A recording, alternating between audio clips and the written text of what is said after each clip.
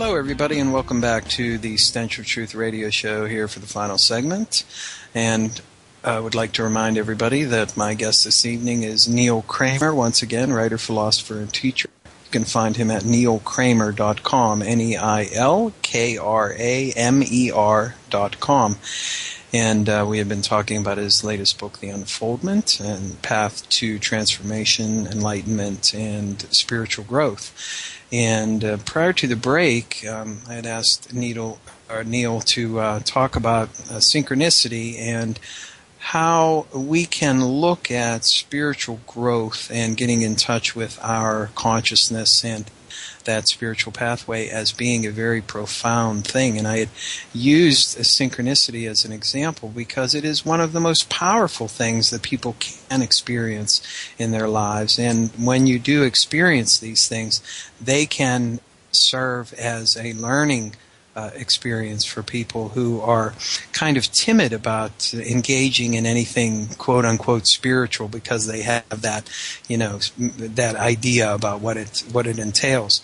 But instead it can be very profound and it can have incredible meaning and resonance in your life. So Neil, if you will. Yeah, synchronicity is a very wonderful thing, and for those of people who are not perhaps quite familiar with that word, it just really means a meaningful experience, apparently, that is totally coincidental. So you walk down the street, you're thinking of your best friend Bill, and hey-ho, there he is, and you see him in a crowd of 1 million people, and there's Bill, and he walks right up to you. That's a synchronicity. Now, from a reductionist point of view, i.e. those who believe that the universe is just essentially a big piece of clockwork, synchronicities will come along now and again, and we call them coincidences, and there's no particular meaning to it. It's just like, well, statistically, you are going to bump into Bill now and again, and statistically, you are going to find somebody reading the same book as you on the train now and again. And of course, we kind of brought up to think that way. When you start to study metaphysics, spirituality, the esoteric, you start to come across the idea that everything is connected to everything else, and at a very fundamental level. And as I said earlier, the quantum physicists, of course, are reminding us of this again. There isn't really a clear division between one thing and another thing. That doesn't exist. So everything, when you look at it at a certain level, is absolutely fused together with everything else. And the only thing that creates distance really is the mind. There is no distance. There is no hot and cold. There is no colour. It doesn't work like that.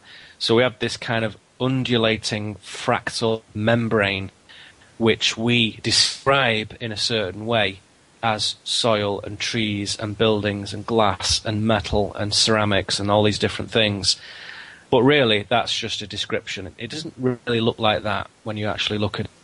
And there isn't a separation between the building I'm sat in now and the tree which I'm looking at over the way. There's no distinct distance between us. So when you get over that, and some people need a bit of persuading with that, which is fair enough, so go and look at that to whatever level you wish. And there are some fast and dirty methods of doing that, but we won't describe them on the airwaves. When you come to that knowing that everything is connected, that rather gives a different set of parameters to what synchronicity is, what coincidence is.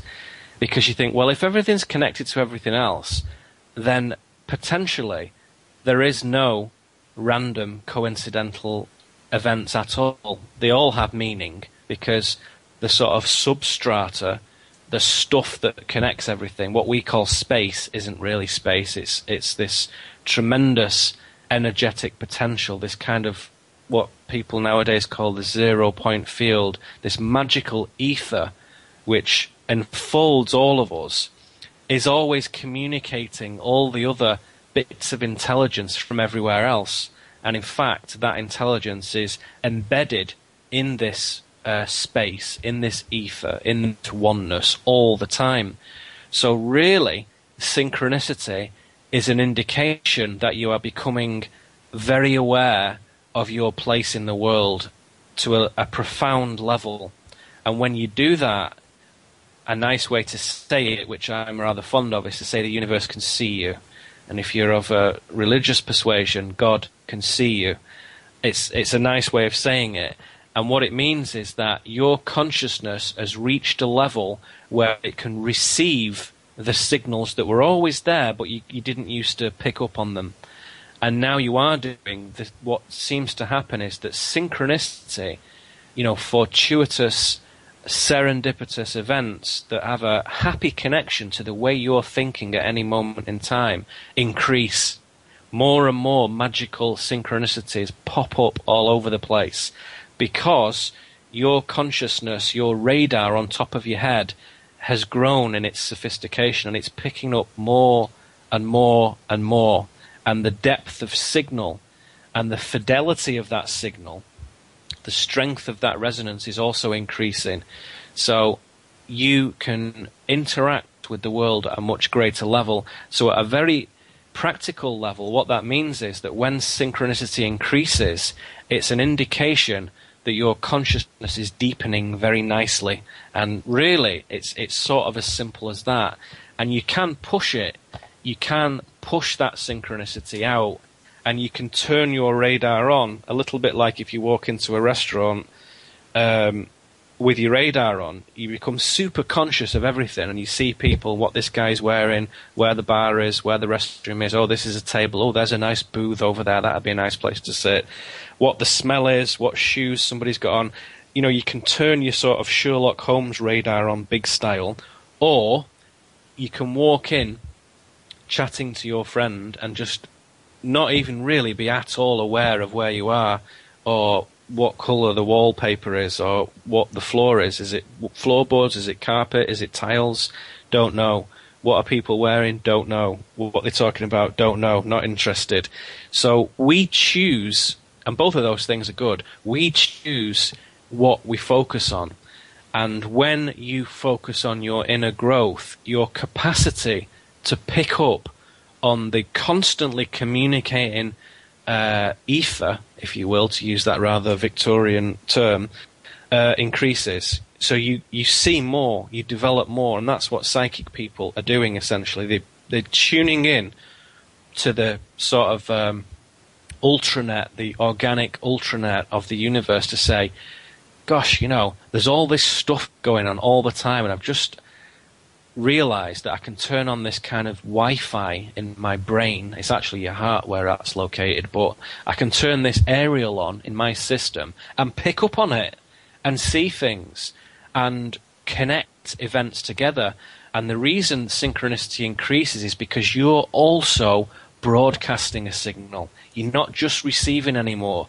You are now broadcasting, and you can only do that when your consciousness is at a certain level, which is why ordinarily coincidence is very infrequent, because usually we're caught up in the hubbub of everything, in the turmoil of daily life, and we don't think clearly. We're not really in a position to receive any signals.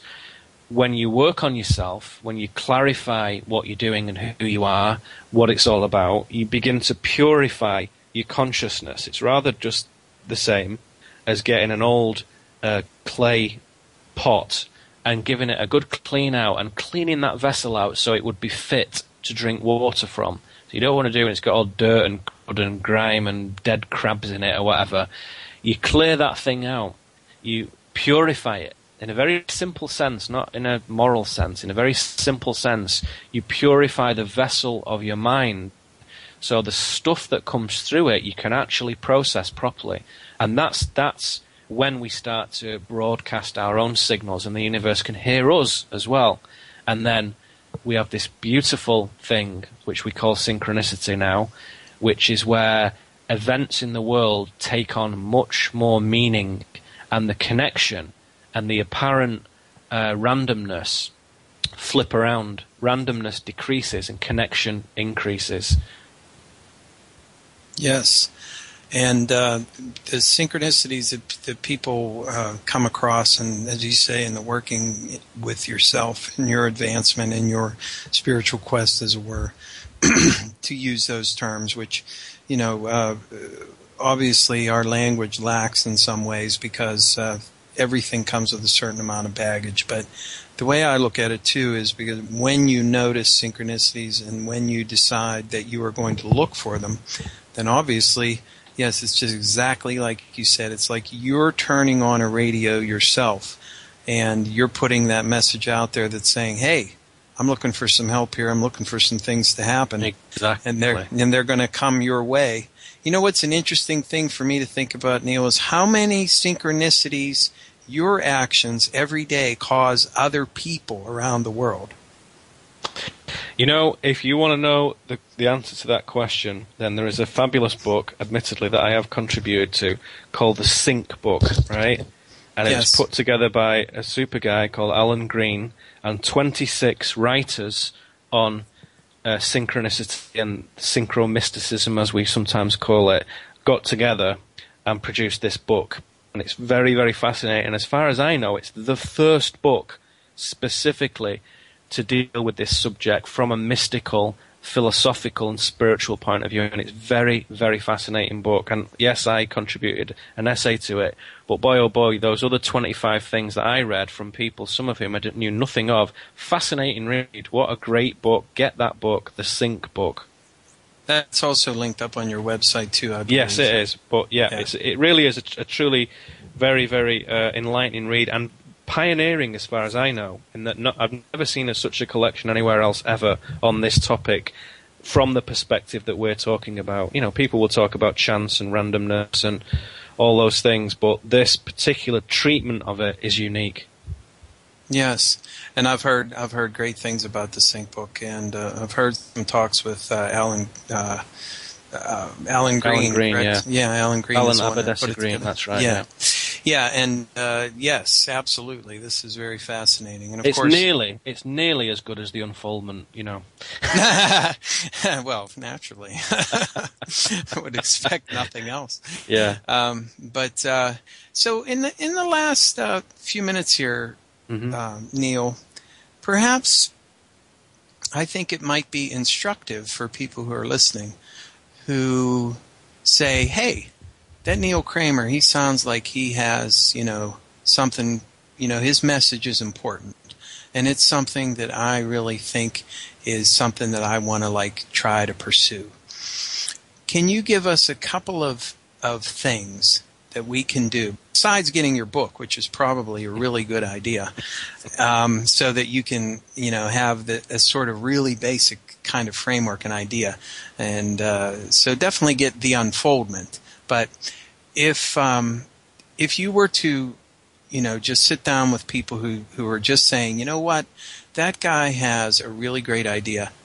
Just what kind of steps can I take if I'm just starting out and I really want to try and get in touch with my inner self, my consciousness, and I want to try to take some steps on that spiritual path?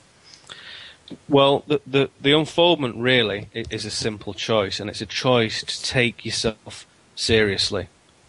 It's a choice to say, my presence in the world is not accidental, it's not insignificant, and quite the reverse. It's very consequential, and I may indeed even have this tremendous power. And I think that's something that right from the get-go you need to be conscious of and think, well, that sounds pretty interesting. As soon as you start to make those decisions and those choices, you realize that your consciousness is very, very powerful. And it's not something necessarily that you generate from your brain. I don't feel that way at all. I think it's something that you pick up on. Like we said, it's like a signal. And you receive it, you can interpret it, and you can broadcast it. You can rebroadcast it, shall we say. And you understand that it becomes important how, I've used this word once or twice, how you deport yourself spiritually. And this doesn't mean any airy-fairy, woo-woo, new age guff. This means being a warrior when the time is right, being an artist when the time is right, being compassionate, loving, insightful, creative, true. So all those nice things that we do quite well, actually, they become particularly important. And it means you have to know yourself intimately. There can be no unknown areas in the Unfoldment, no blocked emotions, no weak triggers. You have to go in deep to balance yourself in this way. And so, I mean, the book is the best way of distilling all these things and saying, look, if you really want a crash course in this stuff, this is what I would give to my dearest friend. And look, this is just my view. It might be like flawed, but it's the best I can do. Here is my distillation of it. And so that book essentially shares many of my perspectives on different ways of looking at ourselves in the world, about our emotions, our families, media, politics, mystery, anomaly, ultra-terrestrial, extraterrestrial, crop circles, the whole gambit, the whole thing. All those diverse things have a connection. All of those things represent our engagement with the world. And some of them are dead prosaic and normal about our lives and how we interact with each other. That's really important. If that's not right, you're not going to have any ultra-terrestrial contact.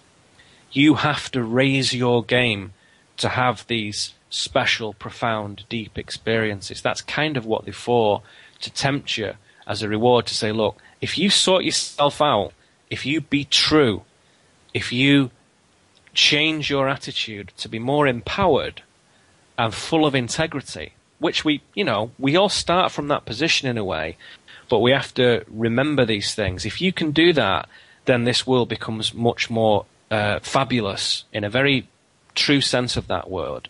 And each chapter in the book is basically a contemplation on key areas of this process, things that I definitely feel are worthy of everybody's attention, and they're just very interesting, period. And so I always insist on bringing the big mysteries of the universe into the little mysteries of our own private lives, what we do, who we're with, how we are. And so often the practicalities in the book are expressed in looking at the connection between our own inner world and the outer world. So emotions play a very big part in that, and there's a whole section dedicated to that.